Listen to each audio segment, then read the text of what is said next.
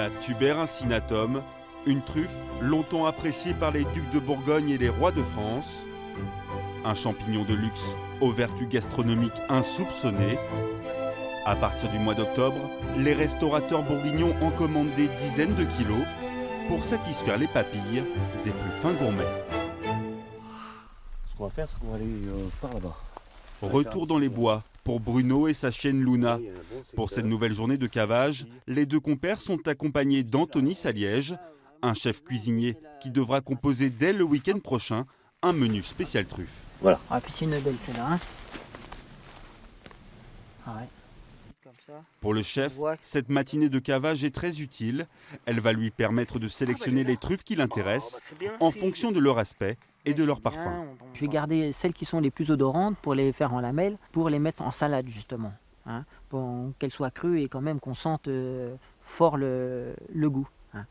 Et celles-là, elles sont d'une très bonne qualité. Hein. Hop. Luna n'a pas mangé.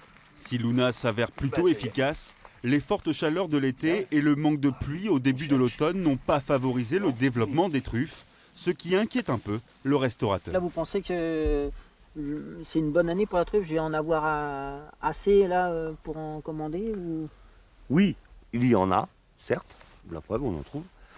Par contre, en taille, ça risque d'être petit cette année. S'il y en a pas mal de petites cette année, il faudrait quand même essayer de m'en faire 30% de grosses. C'est pour le décor, hein, pour que, bon, vous savez, les clients ils aiment bien voir des belles lamelles. Hein. Autre source d'inquiétude pour Anthony Saliège, la nature très gourmande du Labrador et des journalistes un peu dans la lune. Oh bah là, ça y est. Eh les gars, faites gaffe. Elle est en train de les manger à vos pieds.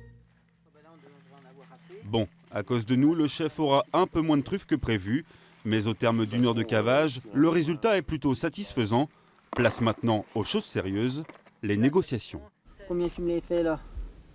Moi, je dis 450. 450. Oh. Ceux-là, je te les prends 400 les belles, et puis moins cher les petites alors. Ouais. Bon. On les pèse, ouais. Et puis je te dis, et puis on se voit. Ouais. Allez Luna, à la prochaine. Chablis, quelques heures plus tard, nous retrouvons Anthony dans son restaurant. Les truffes ont été nettoyées, le chef va pouvoir les cuisiner. Au menu, salade de Saint-Jacques et œufs surprise aux truffes de Bourgogne. Pour que l'œuf ait le goût de truffe, on peut mettre dans une boîte hermétique des truffes, des œufs, on les laisse pendant 2 jours, on ferme et avec la coquille qui est poreuse, l'œuf va avoir le goût de truffe sans la truffe. Première étape pour réaliser l'œuf surprise, clarifier les œufs avant de monter les blancs en neige. Goûtez un peu, l'assaisonnement, la truffe, c'est bon. Les œufs sentent la truffe, mais enfin bon, pour l'œil, il faut quand même que le client voit la truffe, donc on va mettre de la truffe dedans.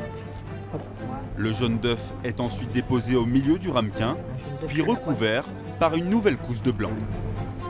Et après on va cuire ça 3 minutes en vapeur. Température 80 degrés maximum.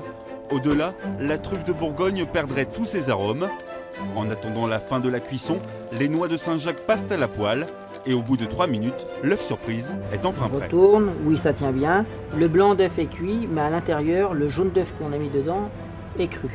Est cru et chaud. Voilà.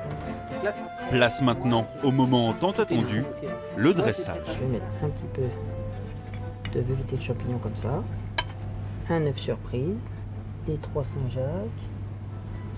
Sans oublier la petite touche du chef, un toast au beurre nappé de fines râpures de truffes. Et on va faire 3 jolies lamelles. Alors, puis quelques dernières, et le tour est joué, les Saint-Jacques à la truffe sont prêtes à être servies. vous sentez, ça a une odeur, ça a un goût très spécifique. Bah, c'est quand même un produit luxueux, ça rehausse un plat. Hein. Une si belle œuvre qu'on oserait à peine la déguster. Pour les fins gourmets, de nombreux restaurants proposeront des menus spécial truffes de Bourgogne jusqu'à fin janvier. Après, la Tuber incinatum disparaîtra des bois pour laisser place à sa plus grande rivale, la truffe noire du Périgord.